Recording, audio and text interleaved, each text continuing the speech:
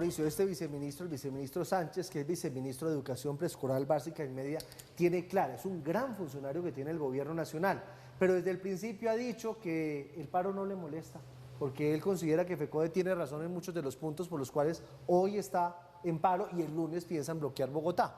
O sea, que yo creo que en el fondo a ellos les conviene que no, ¿será? ¿O qué estarán esperando en el Senado? Es muy difícil que haya consenso. Yo creo que lo que está sucediendo aquí es que finalmente desde el alto gobierno, es decir, el presidente Petro, se comunicó de manera directa y quizás de manera detallada con su ministra y su viceministro.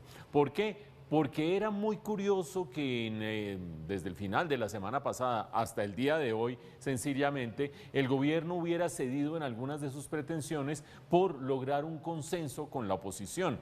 Lo destacábamos en el noticiero, decíamos, qué bueno que esa sea la actitud del gobierno, construir, transar, negociar. Sí, se sacrifican unas cosas, pero se saca adelante otras. El mismo viceministro Sánchez había dicho, pues sí, hay que ceder en ciertas cosas con tal de sacar el gran propósito del derecho fundamental de la salud, la búsqueda de la financiación, qué es lo que queremos y qué sé yo.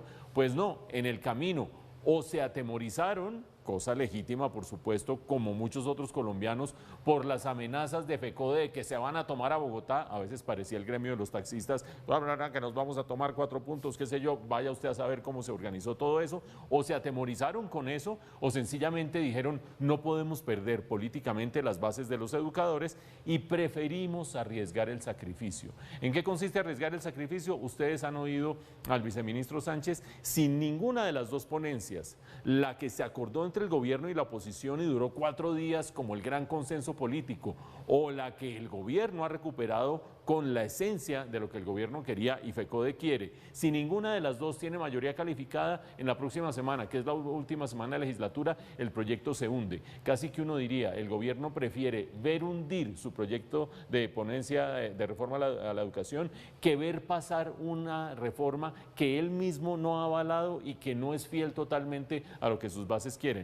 Habrá que ver si la ponencia de la oposición, que es moderada, que incluye unas cosas del gobierno, otras cosas no, que va avanzando en el derecho fundamental, logra esa mayoría calificada, o si estamos asistiendo a una vuelta de 180 grados del gobierno, o en concreto, una vuelta de 180 grados de la ministra de Educación, quizás después de alguna llamadita desde la Casa de Nariño. Pero ¿será, Mauricio, que el consenso no les alcanza? Porque este era uno de los proyectos que, claro, está la polémica de la calificación a los maestros, que si la aceptan o no, pero había cosas en las que se podía ceder. Pero si le apostamos al todo o nada, pues no le va a pasar ninguna reforma. Eso es cierto, Giovanni. Lo que pasa es que cuando nosotros tenemos en cuenta el discurso del presidente Petro, se necesita una constituyente porque a este gobierno que eligió el pueblo no lo están dejando hacer las reformas. A este presidente lo eligieron para hacer reformas y no lo está dejando la institucionalidad, ni la oligarquía, ni no sé qué. Ese discurso se rompe cuando hay una negociación en el Congreso para sacar una reforma buena, no la óptima según el gobierno, pero una reforma buena. No me extrañaría que desde la Casa de Nariño hubieran dicho, hombre, perdamos así sea la reforma, pero mantengámonos en nuestra ley, que eso nos sirve para el discurso Mauricio, pero político. hay otra suspicacia y tiene que ver con que esa ponencia de pronto es el texto que ellos querían meter al final, con esos cambios para último debate.